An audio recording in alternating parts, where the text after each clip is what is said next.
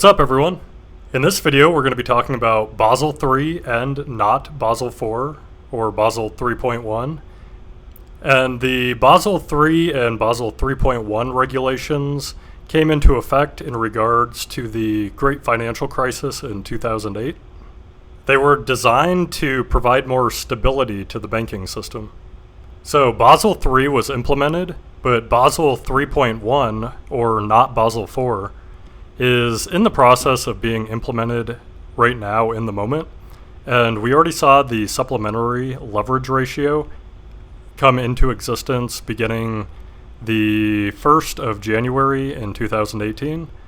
And it was suspended during the COVID pandemic for a year, but the exemptions have expired and it is now back in effect. So we have had a chance to see kind of the preview of what Basel 3.1 regulations are going to look like. And there are still other facets of Basel 3.1 or not Basel 4 to come into effect here in the future. And some of those are coming up rather quick. They were actually supposed to begin effect at the beginning of 2022. But because of the COVID pandemic, they got pushed back to January of 2023. So we've seen thus far that the supplementary leverage ratio actually has had a pretty big impact on the economy and financial markets. And that was just the beginning of these new regulations coming into effect. So we believe that these other facets of Basel 3.1 are going to have a similar effect to the economy. So we're going to be talking about some of that today. And that is still about half a year away, but we're getting closer and closer. And these are some pretty big regulations. So I think it's time to start paying attention to this, as these regulations should have a pretty large effect on financial markets. All right, so let's start with a quick explanation of what is Basel 3.1. So the Basel 3 Finalizing Post-Crisis Reform Standards, sometimes called Basel 3.1 or Basel 4, are changes to international standards for bank capital requirements that were agreed by the Basel Committee on Banking Supervision, the BCBS, in 2017 and are due for implementation in January of 2023. Critics of the reforms, in particular those from the banking industry, argue that the standards lead to a significant increase in capital requirements, when the stated intention of the Basel Committee was for the changes to the standards to be capital neutral in terms of their aggregate impact, although not necessarily neutral for individual banks. So there's a lot of people in the banking industry right now that are talking about how the regulators are probably underestimating the impact and magnitude that the Basel 3.1 regulations are actually going to have on the real economy and financial markets. And from what we've seen just from the SLR coming into play back in 2018, I would say that once all of the regulations have taken their course, indeed it will have a huge impact on the economy. So it's really hard to tell how big the magnitude will be, but at this point in time, I think I'm pretty confident that it's going to be pretty sizable and impactful for the economy that we have right now. So let's dig a little bit deeper into this. So Basel 3 is an international regulatory framework for banks, developed by the Basel Committee on Banking Supervision, the BCBS, in response to the financial crisis of 2007-2008. It contains various rules on capital and liquidity requirements for banks. The 2017 reforms complement the initial Basel III. The set of rules was adopted on the 7th of December in 2017, with an intended implementation date of January of 2022, including a phase-in period for the output floor until 2027. And the output floor is probably the biggest part of the not Basel IV. And that's something that we're going to be really focusing on today when we dig into the details here. So just make a note that the output floor does have a phase-in period that would go until 2027. So they understand this is a pretty huge deal and they don't want to take it too fast. So they are going to take it slow and do a little bit at a time. So I think even they know deep down inside that this is actually a pretty big deal, even though they try to play it off as it isn't, like calling it Basel 3.1 instead of Basel 4. So just keep that in mind. In response to the COVID-19 pandemic, the BCBS agreed to delay implementation by 1 year until January of 2023. So that's what I'm talking about. This is coming up pretty quick. We're about half a year out. All right, so if we come down here to requirements, you can see the BCBS press release summarized the reforms as follows. A revised standardized approach for credit risk, which will improve the robustness and risk sensitivity of the existing approach. Revisions to the internal ratings-based approach for credit risk, where the use of the most advanced internally modeled approaches for low default portfolios will be limited. Revisions to the Credit Valuation Adjustment, CVA, framework, including the removal of the internally modeled approach and the introduction of a revised standardized approach. And then a revised standardized approach for operational risk, which will replace the existing standardized approach and the advanced measurement approaches.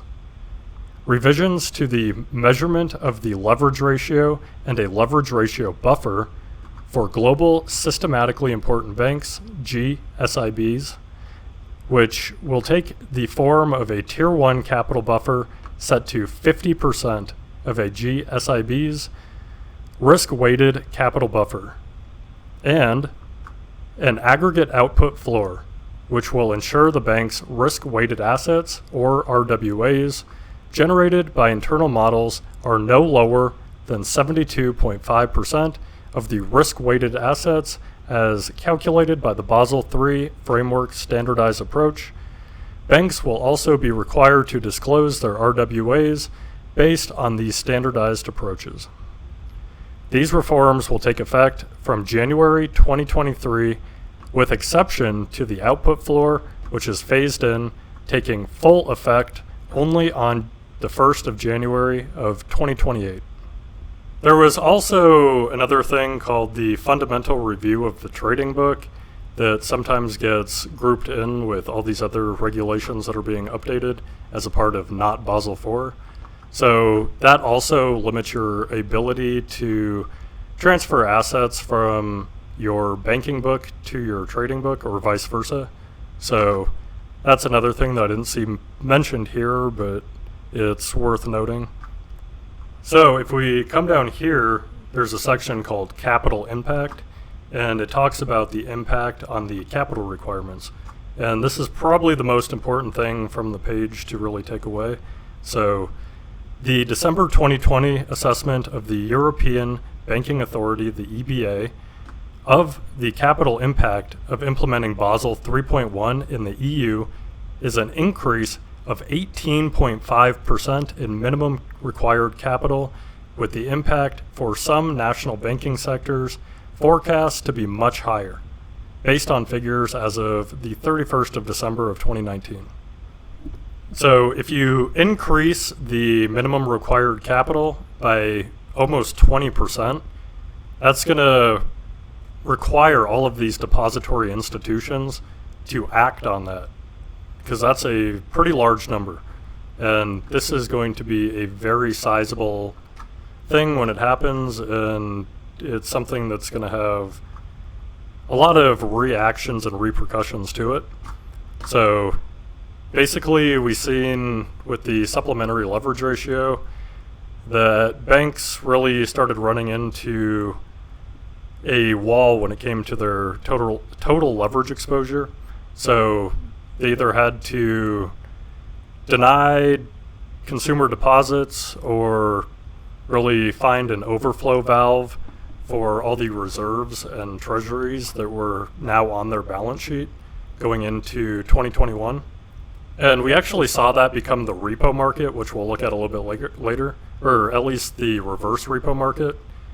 And there's definitely a lot of correlation between the two, so we can take a brief look at that. We also covered it in another video where we covered the supplementary leverage ratio a little bit more in depth. So I will leave a link for you guys so you guys can go check that out and get some more in-depth details on this Basel 3 stuff, because that one's definitely a huge one to understand also and also be paying attention to. We also did another video on the new vice chair of supervision for the Federal Reserve. His name is Michael Barr. So he's really big on exempting treasuries and reserves from the SLR. So that would be another one to go check out if you guys have time to go watch it. It's more recent data, but the other SLR video, definitely go check that out because it'll give you a huge head start on what's going on with banking regulations and how it'll affect the economy. But basically the overview is that when the supplementary leverage ratios are in effect, it really requires the banks to put a buffer on how many treasuries they can absorb onto the balance sheet.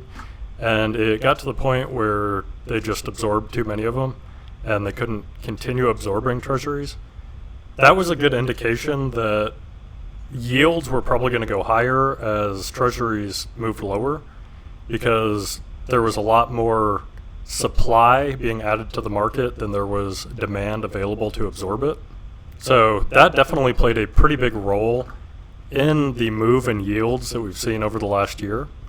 So if we increase the minimum required capital again by another, say, 20% or near it, that's also going to have some pretty large repercussions, and it'll probably put us in a situation where yields are going to be moving a lot higher at pretty fast rates, and we might even see another situation where maybe a treasury market goes illiquid and we see some pretty heavy panic in the markets, financial markets. So that's something I'm definitely watching, and it's coming up here pretty fast. There's a lot that can go on in between the time of now and the time this happens. So who knows, we might be in a completely different environment than we are right now within the next 6 months.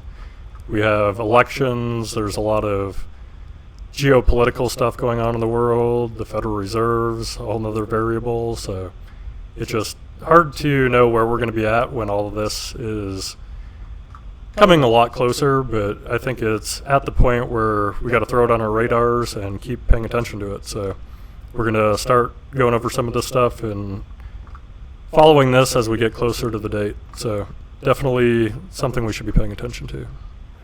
All right, and then to finish off this article, basically the Basel Committee set January 1st, 2023.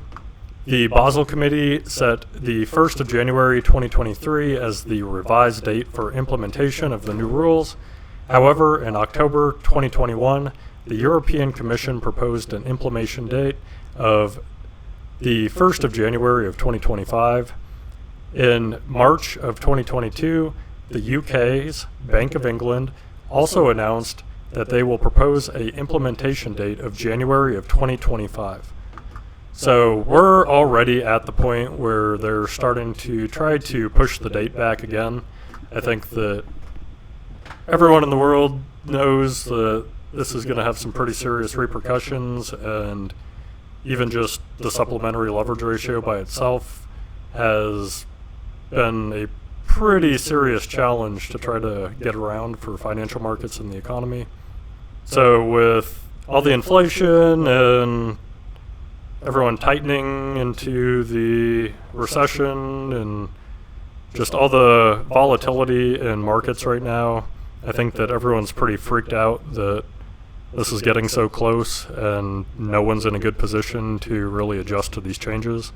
So we very well could see this be delayed once again, but for the time being, it's just a couple places that are starting to talk about it, so maybe this becomes more of a thing here in the future. But for the time being, it looks like most places are in agreement that it still goes into effect at the beginning of next year. So until we know otherwise, we'll just have to keep paying attention. All right, so let's come over here and take a look at Basel 4, or not Basel 4, as the regulators want to call it. So just to recap, what is Basel 4? Basel 4 included new standards for credit risk and operational risk, and a credit valuation adjustment.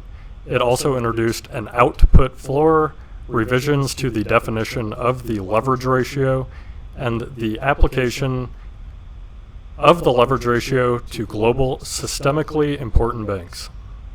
So like we were talking about, the supplementary leverage ratio is a pretty big deal in not Basel 4, but so is the output floor. So we're going to be getting to that very quickly. It's this one right here. We're also going to go over risk-weighted assets before we talk about the output floor, because those are important to understand a little bit more about before you dive into the output floor stuff. So let's get through this and then we can learn more about that here soon.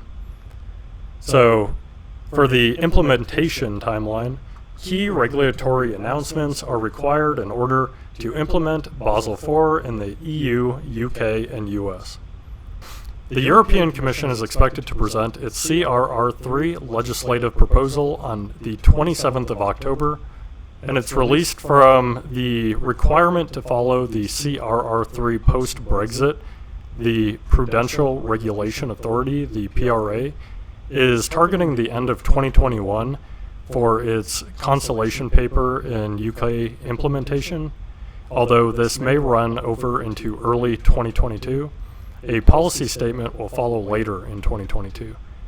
In the US, a Notice of Proposed Rulemaking, a NPR, is expected from the Federal Reserve Board in November. So there's definitely a lot of stuff that goes on before November. So like I was saying, it's really hard to tell where everything's going to be at by then. But this is when we should be hearing more about the Basel IV implementation in the United States. So definitely at least by November, if not sooner. So it's coming up pretty quick. And then if we come down to support from central banks and regulators, we have the ECB and the EBA specifically defended the output floor, which was designed to limit variability in how banks risk weight their assets and therefore improve consistency and comparability. So basically, you have two different approaches that you can use. One of them is the standardized approach, but then they also allow internal models to be applied if they're approved by regulators. So a lot of the bigger banks use internal models, where a lot of the smaller depository institutions tend to use the standardized approach. And as you may guess, you can kind of manipulate the numbers through internal models in certain ways that don't really take into consideration as much risk as they probably should. So that's why they're trying to move everything over to the standardized approach instead. And it'll also probably be beneficial for a lot of the smaller depository institutions to be able to compete more efficiently. So if we come down to concerns from the banks, banks have been quick to reference the BCBS principle that capital requirements should not be higher as a result of the reforms. However, Basel IV will increase capital requirements for those banks which are likely undercapitalized, which is how the framework was intended to operate. So this right here, it's basically saying that this is intended to really require a higher quality collateral and more capital requirements behind their risk-weighted assets. So just a better capitalized bank. So really what this is going to do is it's going to really increase the demand for high quality collateral and capital for their capital requirements. So I think this is also going to be something that really increases demand for dollars worldwide. So that's something I'm going to be watching. It'll be interesting to see how this plays out. And then if we come down here, so delays in divergence. It is also possible that legislative and regulatory proposals will result in different approaches in different regions. Whilst still too early to say how significant these differences might be, banks with international operations will need to factor in the potential for diverging requirements in each major location and adapt accordingly. Early indications suggest that the European Commission will indeed stick to a single stack, but will look for other ways to keep capital increases below 10%, such as applying the requirements at the highest level of consolidation. The EU may opt to use flexibility in the framework, for example, to reduce the impact of historical losses feeding through to capital, deployment of transitional regimes for loans to unrated corporations, and low-risk mortgages, and maintaining regional carve-outs for small businesses, infrastructure, and derivatives. In the US, with a new vice chair for supervision due to be appointed in October, it is possible that previous references to maintaining capital neutrality may ultimately give way to a harder line. And as we talked about a little bit earlier, this actually did just happen. The vice chair for supervision of the Federal Reserve was elected. It's a guy named Michael Barr. So if you guys have a chance, go check him out. He's the one that I was mentioning is definitely pretty vocal about exempting treasuries and reserves from the supplementary leverage ratio. So that's definitely something to pay attention to, and you can go check that out more. We're not going to cover it too deep right now. So with that, let's move on to risk-weighted assets and learn a little bit about those, and then we can move on to the output floor. All right, so what are risk-weighted assets?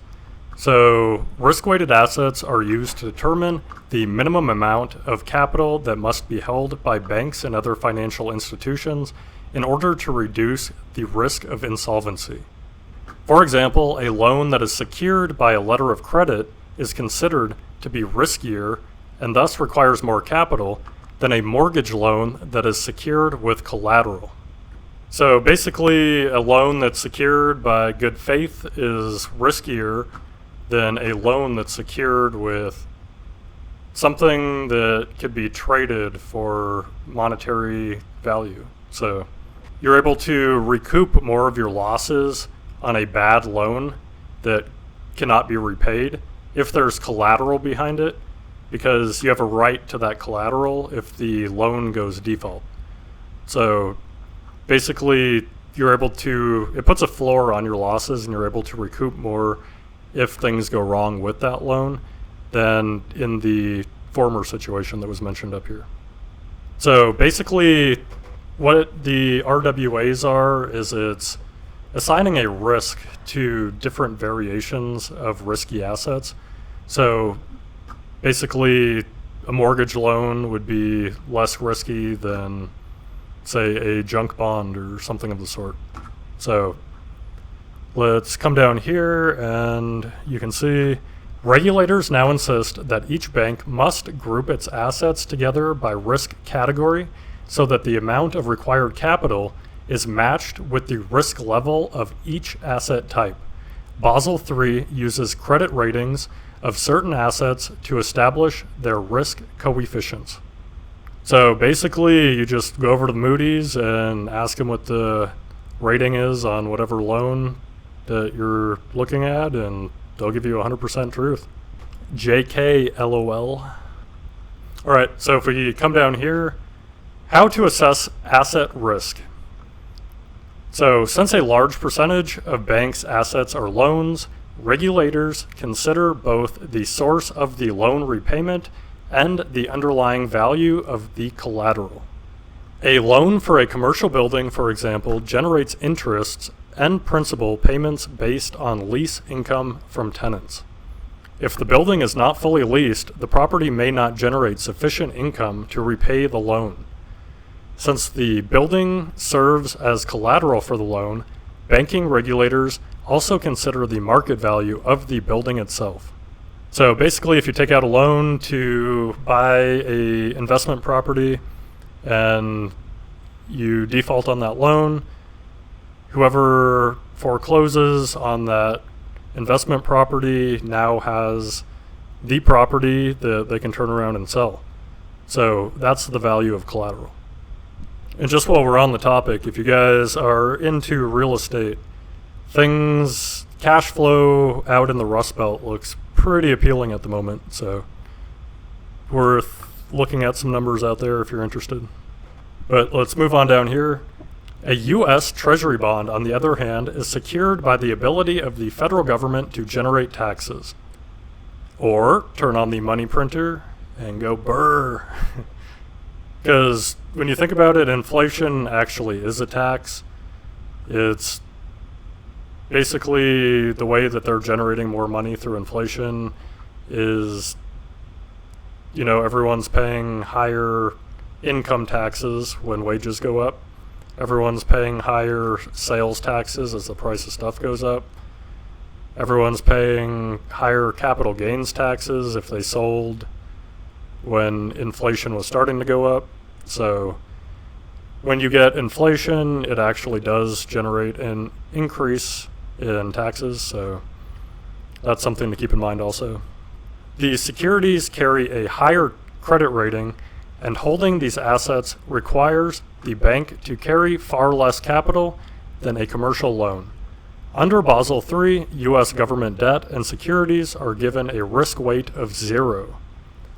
While residential mortgages are not guaranteed by the U.S. government, are weighted anywhere from 35 to 200%, depending on a risk assessment sliding scale.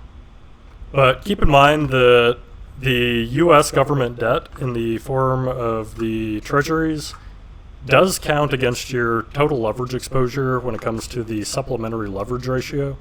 So having treasuries on your balance sheet does actually contribute to your total leverage exposure, and therefore it actually is something that does require capital behind it. So with that, I think we understand the basics of how different assets are weighted based on the risk assessment that they are given.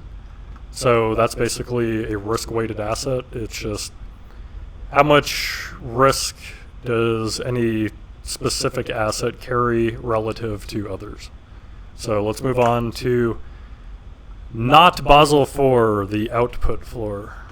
All right, so you can see over here, one of the most important and newly introduced elements of the package is the output floor, designed to reduce variability in risk-weighted assets and to improve comparability and capital ratios amongst banks. And then,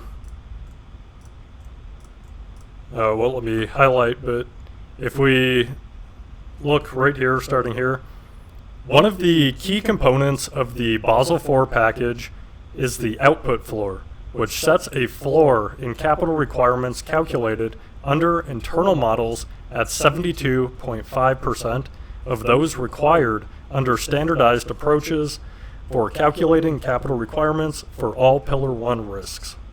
So basically, if you're using an internal model that reduces your capital requirements by more than 27.5% of what the standardized approach says that it should be at, then you're floored right there. You can't go anything less than 27.5% less than the standardized approach, no matter what your internal models suggest, and even if regulators want to approve your internal models. So this puts a floor for capital requirements and kind of limits the deviation from the standardized approach. So you can see this sentence right here, the output floor is designed to reduce inconsistency in risk-weighted assets not justified by risk fundamentals. The BCBS has introduced the output floor as a measure to prevent risk-weighted assets and hence minimum capital requirements falling below what it considers an inappropriately low level. So basically in 2008, a lot of internal models were suggesting that the mortgage-backed securities were a lot safer than they really are. And people, or a lot of banks, had a lot more exposure to the mortgage-backed securities than they probably should have because of that. So as a lot of the MBSs started to go default, it really collapsed the entire financial system. So this is something that is trying to prevent that from happening. So just a misidentification of risk in certain specific assets, like a mortgage-backed security or a CDO, which stands for collateralized debt obligation. So a package of shitty debt. And then, due to the potential impact of the floor, the BCBS has agreed to implement the floor over a phased-in period of 5 years. It will be initially set at 50% of standardized capital requirements, and then will increase by 5% each year between 2022 and 2026 until it is set at 70%, before finally increasing to 72.5% in 2027, which I believe is now pushed back to the beginning of 2028 due to pushing back the original implementation date from the beginning of 2022 to 2023. The agreement allows national regulators discretion to cap the impact of the floor during the phase-in period at an increase of 25%, increase relative to the bank's RWAs calculated without the application of the floor. For example, if a bank's pre-floor risk-weighted asset was 100, but calculated as 130 under the floor, then the RWAs can be capped at 125. So basically it's saying if the output floor affects the internal models of any individual and specific depository institution in such a manner that it increases the level of capital that it needs to be required as a backing for the risk-weighted assets by more than 25%, then regulators can come in and use their discretion to cap it at 25%. So that basically the amount of capital requirements aren't going up so fast that it really puts a huge demand on capital and really throws foreign exchange prices really out of whack. So they're trying to introduce a blow-off valve just in case this goes terribly and kind of backfires in their face. So they understand this is a very big deal, and that's why they've agreed to phase it in over 5 years. And they've also allowed a way to kind of double back, not fully, but incrementally, to try to reduce the pressures of this to where it's a little bit slower and the delta of this impact is lessened. So this is definitely something that's going to have a very large impact on both the economy and financial markets alike.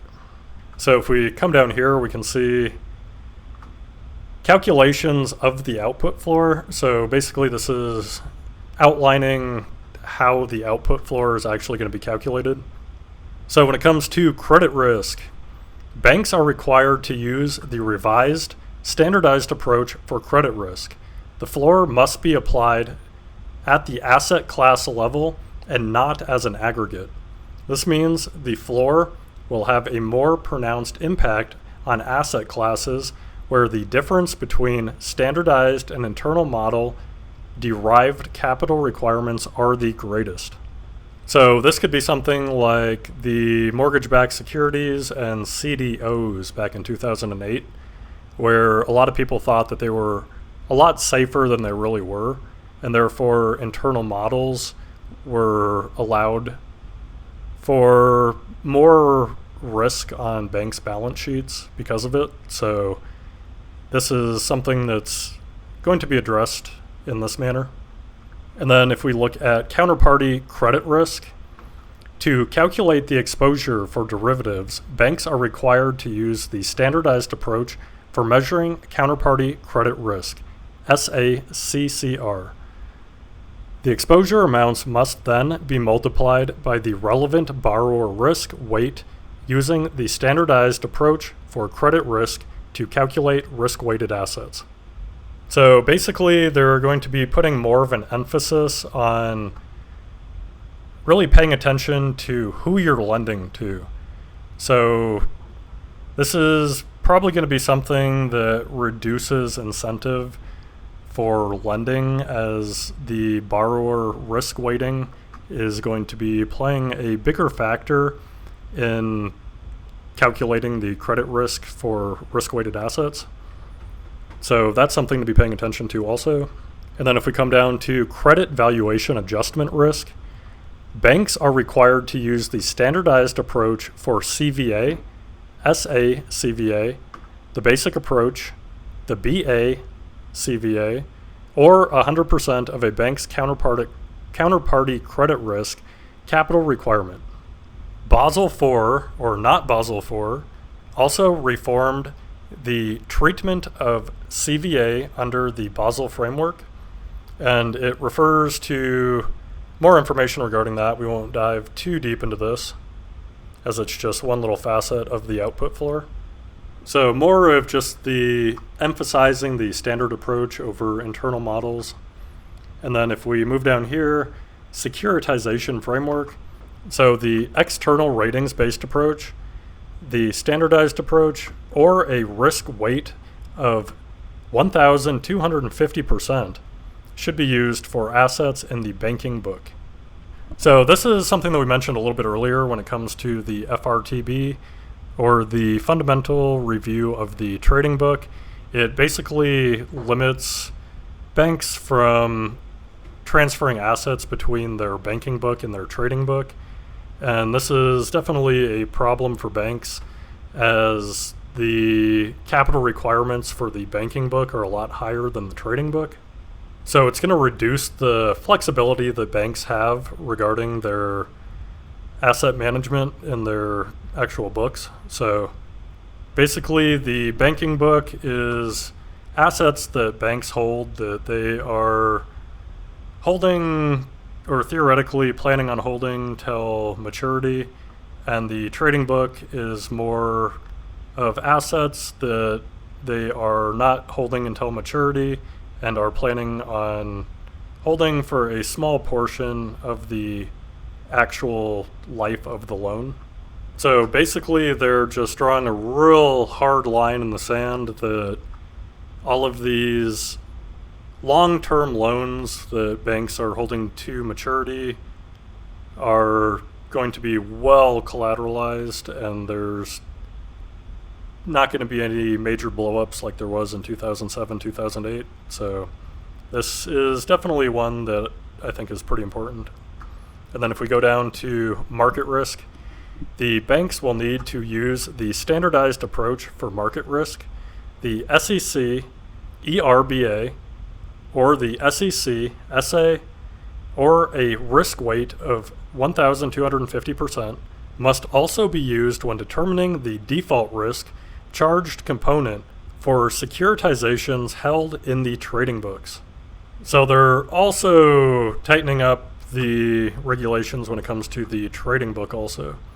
So that's definitely something to go check out if you guys haven't learned about it already, the fundamental review of the trading book. That's something I consider to be part of not Basel 4, so it's another aspect of not Basel 4 that we're not covering in this video, but would probably be worth just going and checking out really quick. So let's move on to the last one, which is operational risk. So banks are required to use the standardized approach for operational risk. So basically, they're trying to really get away from internal models and get everyone over to the standardized approach for capital requirements behind risk-weighted assets. So if we come over here, you can see the impact of the floor will be felt most by those larger banks currently using internal models to calculate a substantial portion of their capital requirements. This will be like your depository institution, your primary dealers like JP Morgan and such. So These, which have historically resulted in relatively lower RWAs than under Basel III standardized approaches, for these banks, the floor is likely to result in a significant increase in capital requirements. So keep in mind that they're referring to primary dealers right now. These are the same depository institutions that agree to participate and help the Fed when it comes time to do QE.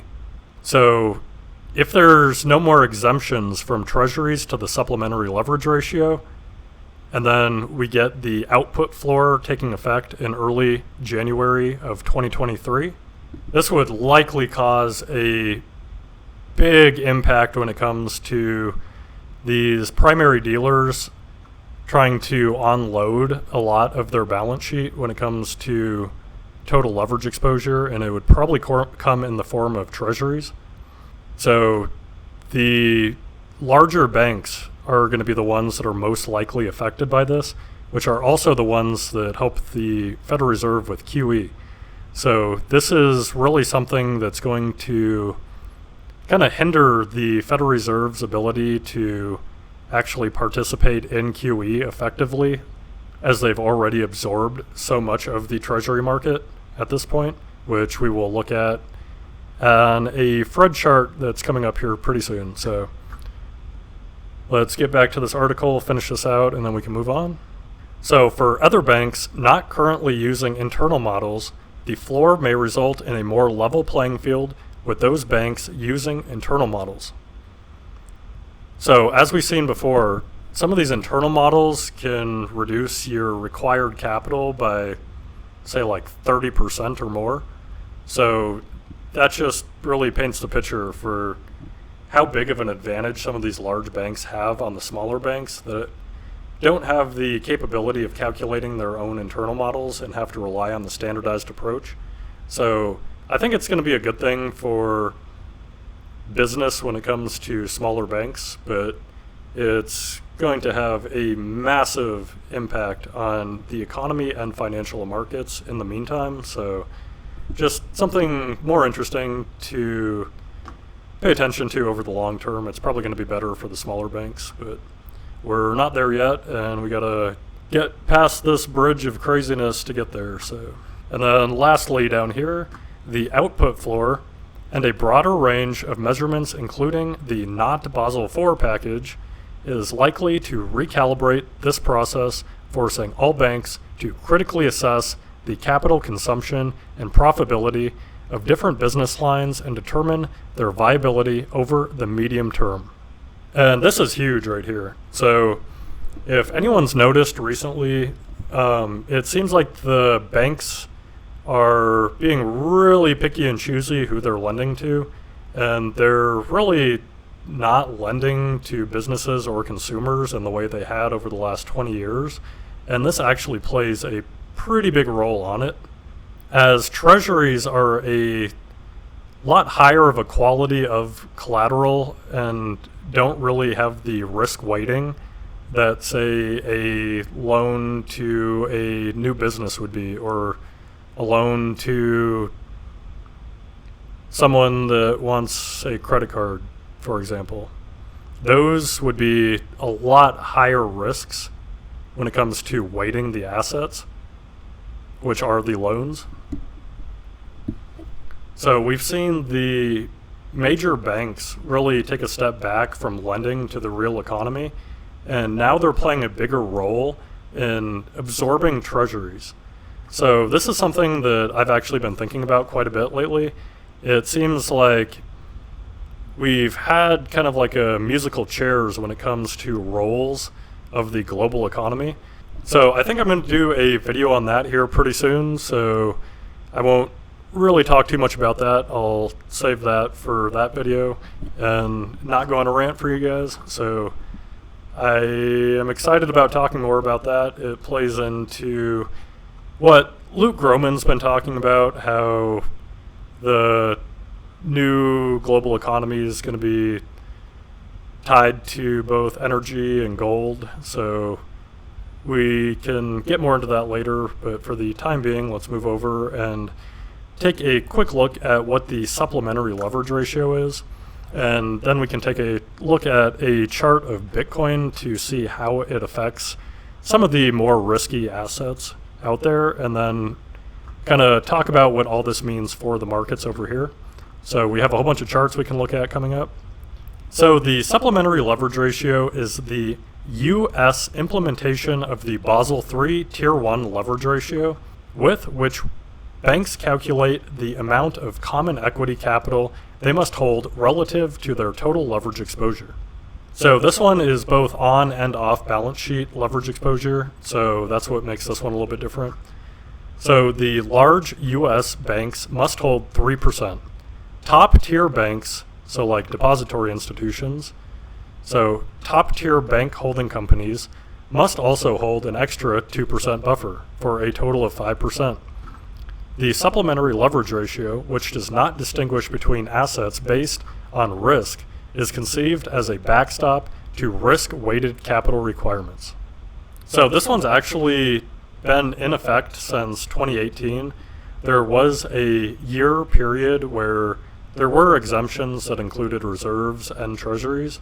So we do have some data to look at this and how it actually impacted the economy and financial markets. So we can use this as kind of an example to see what we think other aspects of not Basel 4 are actually going to do when it comes to magnitude of impact to the economy and financial markets. So let's hop over to Bitcoin and check out what the chart looks like from the perspective of Basel 3 and the supplementary leverage ratio. So you can see Basel 3, the supplementary leverage ratio, was first implemented on January 1st of 2018. So right there. And it was in effect until April 1st of 2020. So basically the end of March. So you can see this red box. You pretty much sold the top on Bitcoin and you pretty much bought the bottom on this Bitcoin cycle over here if you don't consider this price action in the middle. So basically it predicted around 80% decline in Bitcoin prices while it was in effect. And then it came back into effect, or the exemptions came into effect. So exempted from the supplementary leverage ratio were treasuries and reserves. So the major banks had a better chance of absorbing more onto their balance sheets. So that was the time period when Bitcoin made its huge run-up going into 2021. And then on April 1st of 2021, the supplementary leverage ratio exemptions expired. And sure enough, that was the top in the Bitcoin move over here. And since the supplementary leverage ratio exemptions have expired, we have seen a 72% decline in Bitcoin prices. So if you were to just trade the supplementary leverage ratio and these Basel regulations, you could pretty much call tops and bottoms on Bitcoin. Or, you know, it's not the one thing that's calling tops and bottoms, but if you traded it like it was, you would have caught like 99% of the move for the last like 3 or 4 years. So with Bitcoin, why I think it is so relevant on this chart is Bitcoin is really a defense against irresponsible fiscal and monetary policy and just a whole bunch of reckless spending. So Bitcoin is a way to hedge against that and a loss in purchasing power theoretically. And the supplementary leverage ratio and not Basel 4 are looking to counter the risky lending and all the holding too many risky assets. So basically Basel 4 or not Basel 4 is designed to limit the irresponsibility of fiscal and monetary policymakers.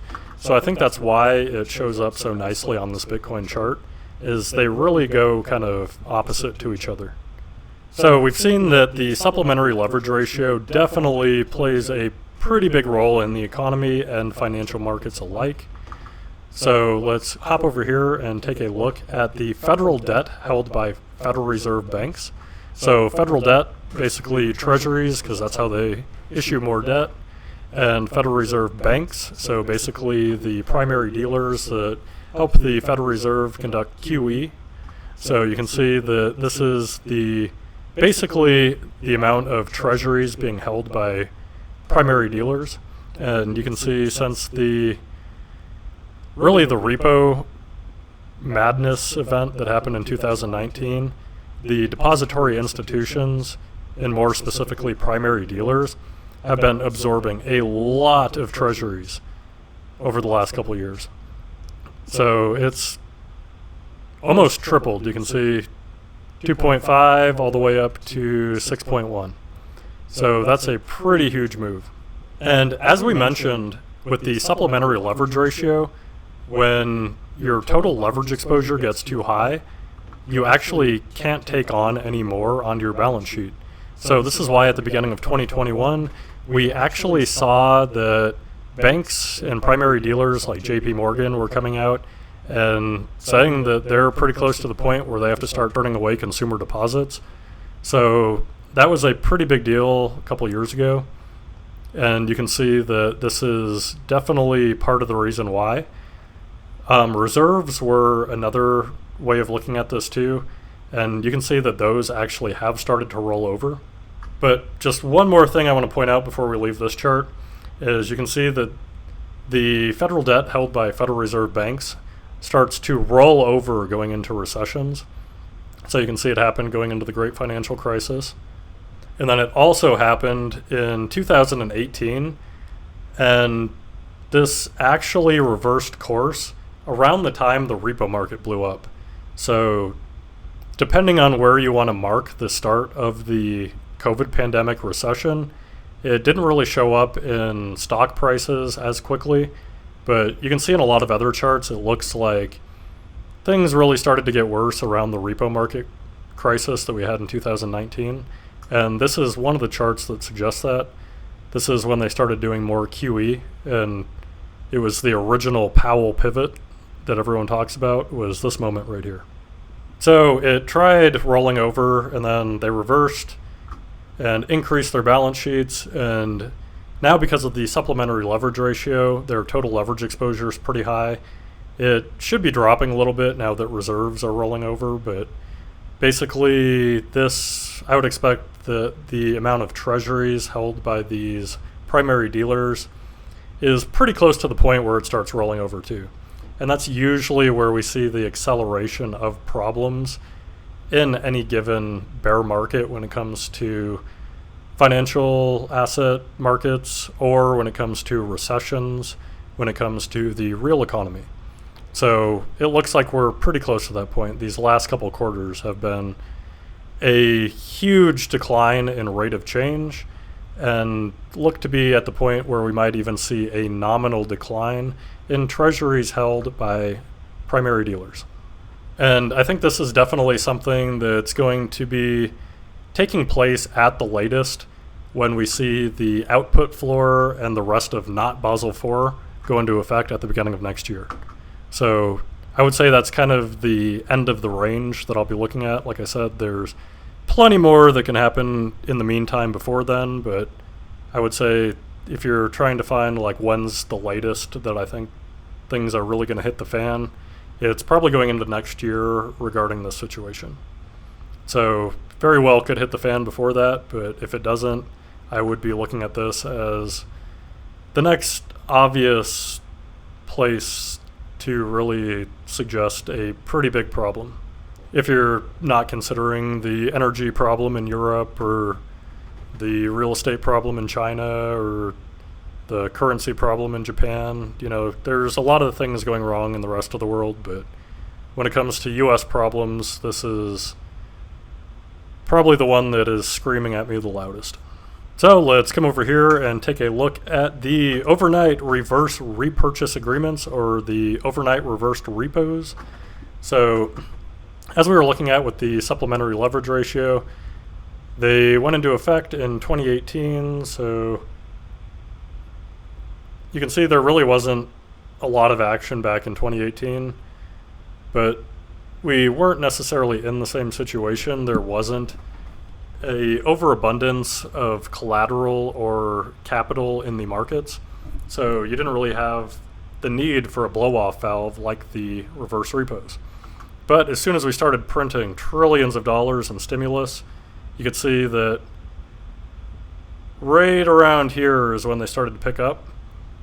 And then as soon as the supplementary leverage ratio exemptions came into place at the end of March, the need for reverse repos just completely dissipated to nothing. Like you can see it's zero. Every now and again you'll see someone in there, but a lot of these data points are actually zero. So, as we mentioned, the date that the exemptions expired was the 1st of April. So let's come over here and find the 1st of April.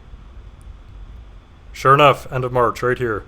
This is exactly when the need for the reverse repos came into play.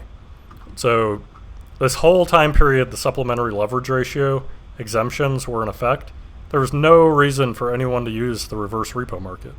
But with the supplementary leverage ratios in effect, you need a place to put all this excess treasuries and reserves, as the supplementary leverage ratio doesn't allow for you to actually hold them as a depository institution on your balance sheet.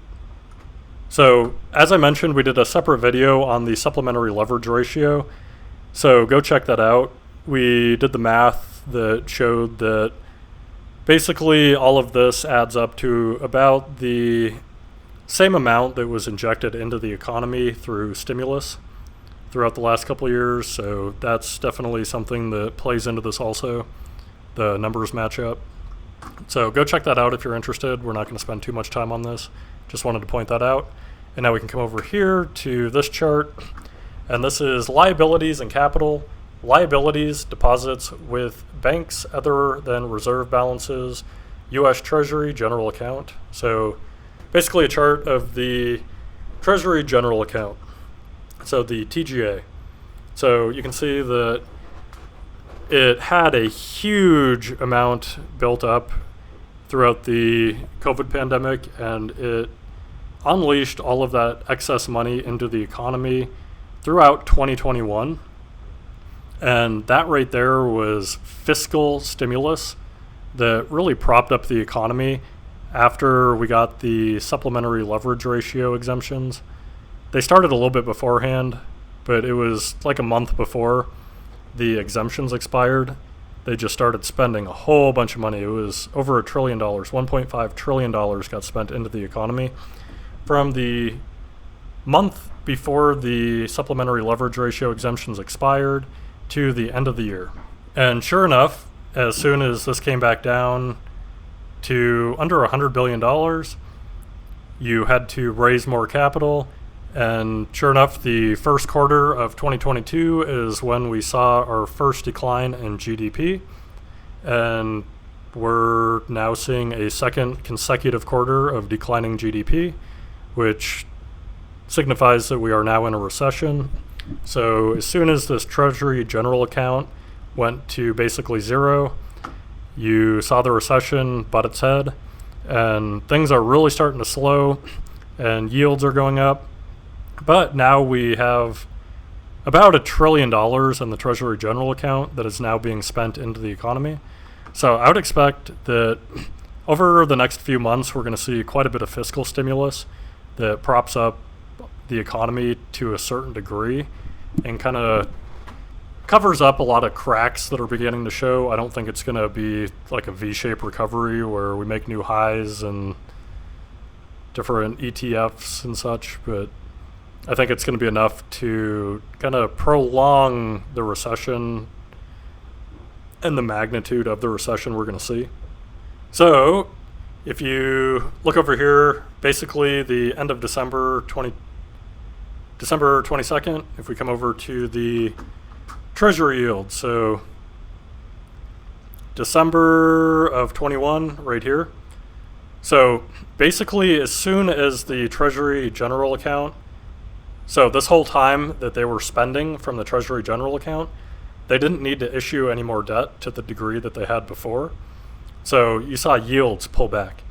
And sure enough, as soon as the Treasury General Account, the TGA, ran dry, you had to raise more capital to fund the Treasury General Account to get ready for the next set of fiscal stimulus.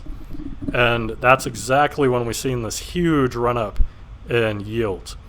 And sure enough, you can see that we peaked out June of 2022. And if we come back over here, what is this? This is going to be April, May. All right, June. So it's a little bit forward looking here, but basically around the same time period, you saw yields cool off. And now they're starting to pull back as we, or at least consolidate, as the Treasury General Account begins to spend more into the economy, and they're not raising the capital like they were at the beginning of the year. So if we come back over here, this could translate into something like we've seen over here. So I think we already saw a pretty sizable pullback when it comes to yields. We saw a pretty nice move on the MOVE index, which is basically the VIX, but for the bond market instead. Oh, you can see, I don't want to move my cursor, but it's the US bond market option volatility estimate index.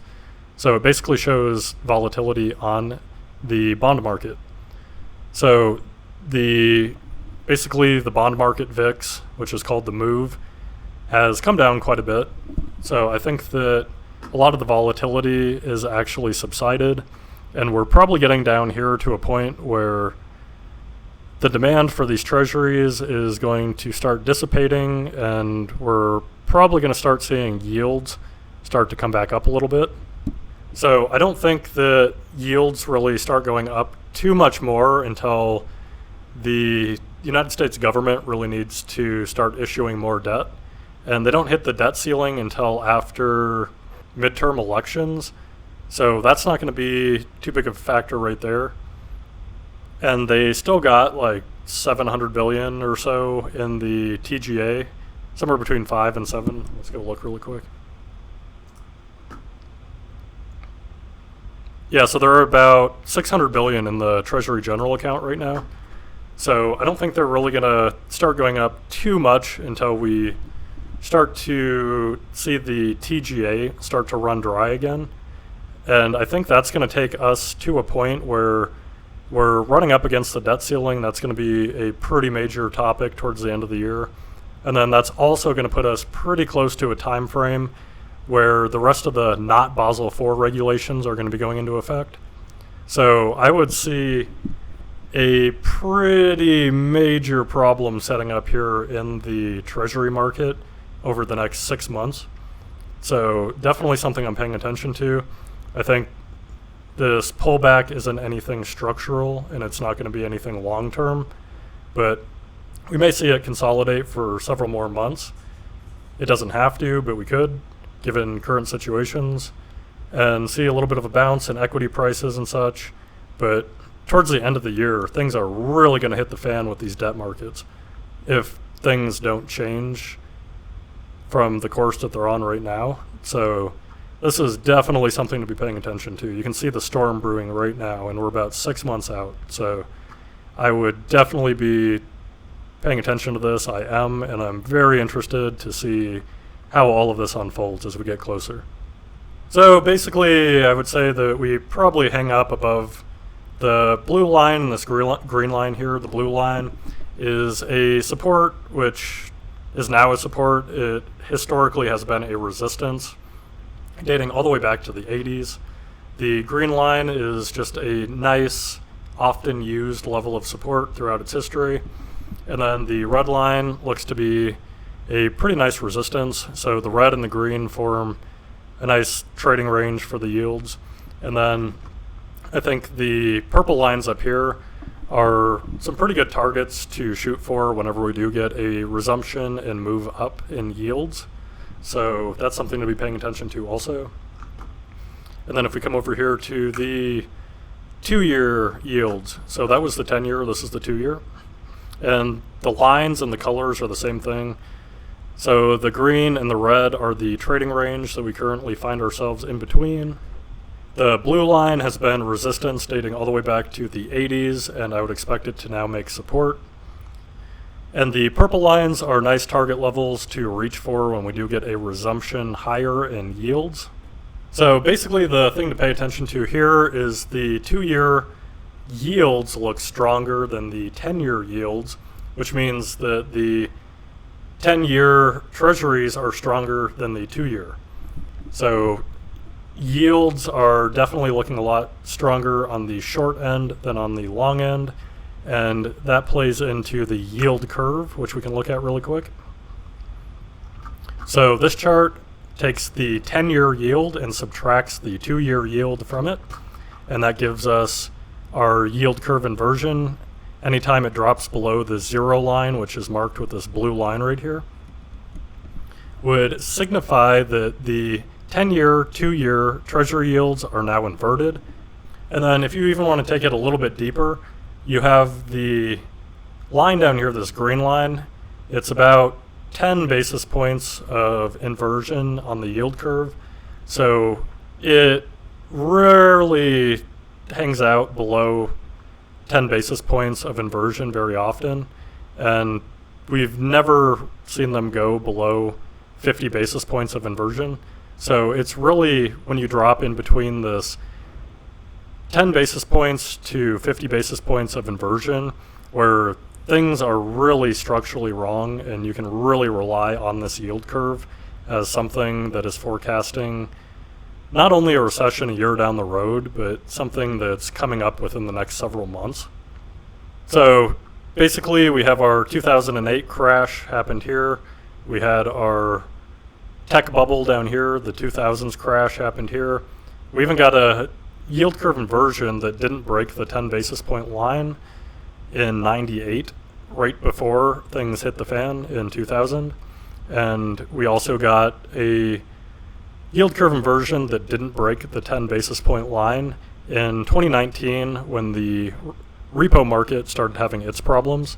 So really, if you get a yield curve inversion that doesn't break the 10 basis point line down here, it really acts as more of a forecast for things to go wrong, and they usually end up going wrong about a year out. So that's what we're seeing right here and right here. But anytime you break below this 10 basis point line and go somewhere between negative 10 basis points and negative 50 basis points, that's where things are signaling that you're pretty close to a pretty big disaster unfolding. So you can see it happened in 2000, which was a huge sell-off. It happened in 2008, which was a huge sell-off. And it is happening now, and it looks to be a sustained yield curve inversion, which is the other part that's important to look for. You want to make sure that there's at least several candles of data that you can actually look at so that it's actually sustained and not just some kind of weird anomaly that just happened. And I think that's why these ones over here don't really get quite as inverted, as it's more of a forecast for quite a bit down the road, as opposed to these, which are suggesting the problem's right around the corner. And if we want to take a quick look at the S&P 500 to really put this in context. So the blue vertical line was the more forecasting yield curve inversion that did not break below 10 basis points of inversion for a sustained period of time. So the blue line is more of your forecast.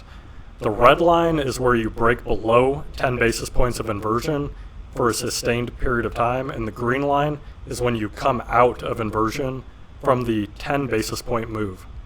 So you can see when we dropped below 10 basis points for a sustained period of time, it is outlined with these red lines, and you can see it really marked the top of the tech bubble. And with the great financial crisis, it got pretty close to the top, albeit it didn't get the perfect top. And it was really right after the yield curve became uninverted where things really began to hit the fan. So these sustained yield curve inversions really do forecast quite a bit. So you can see that we actually just had ours right here, and we actually have come down quite a bit on the S&P 500. But I think this is suggesting that there's still probably some pretty big moves to the downside in our near future. So that's definitely something to pay attention to. And then this blue line, I want to point out as we had one of those, similar to like what we had in the 2001 dot-com bubble bursting. So back then, the yield curve inverted briefly and didn't go below 10 basis points of inversion. And right after that happened, you had a nice sell-off down here to this moving average. And sure enough, you rallied even higher, and then that's when you put in your top, and you had a huge correction in asset prices. So if we look at it from the same perspective over here, you can see that we had our forecast inversion back here in 2019, and then we had a huge sell-off a couple months later, which was down to the moving average line over here. It looks huge at the moment. Maybe it doesn't after this next sell-off that we get, if we get it. But right after the forecast inversion, we got a nice little sell-off. And now we get the real inversion that probably signifies we're pretty close to the top, like we had over here. So I think this is signifying that the worst of this recession is yet to come. And I think everything else that we've talked about in this video suggests that we're probably going to be accelerating these problems coming up, and it's all going to be coming to a head towards the end of this year.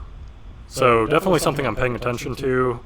The bond market rarely lies. It's typically very accurate throughout history, so definitely something I'm paying attention to.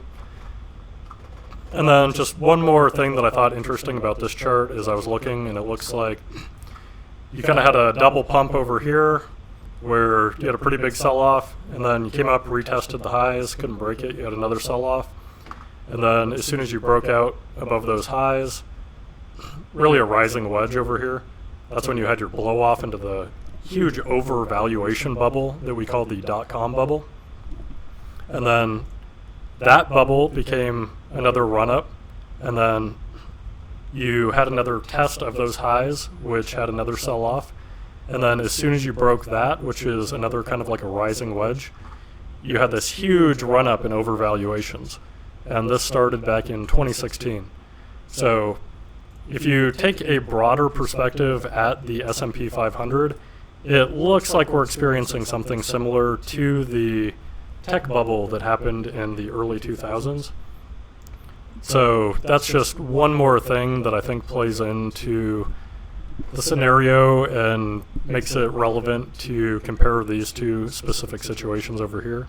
So that being said, you can see that this one had a pretty nice sell-off. We tried to find a bottom over here around the 0.618 Fibonacci level, and it came a little bit below. We almost came down to the 0.786, but didn't quite get all the way down there. So if we zoom in over here, if we had a similar move this time around, it would put our bottom around this 0.618 fib level, and we might overshoot it a little bit and come down in this general vicinity. So somewhere not all the way down to the 786, but somewhere in this general range.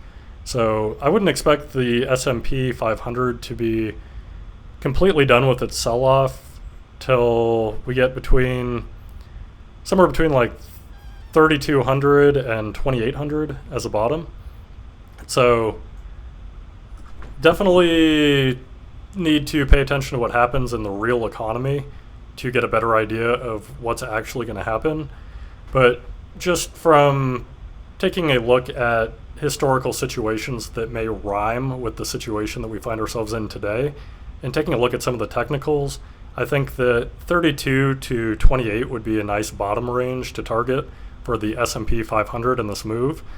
And everything that we talked about, I think it's all going to be coming to a head towards the end of this year.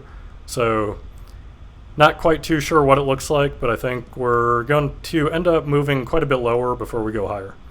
So definitely be paying attention to all this and subscribe to our channel. We're going to be covering this as best we can as more information comes out. So I honestly think this is one of the most important things to be paying attention to, as it influences really just all aspects of every market and the economy that you can think of.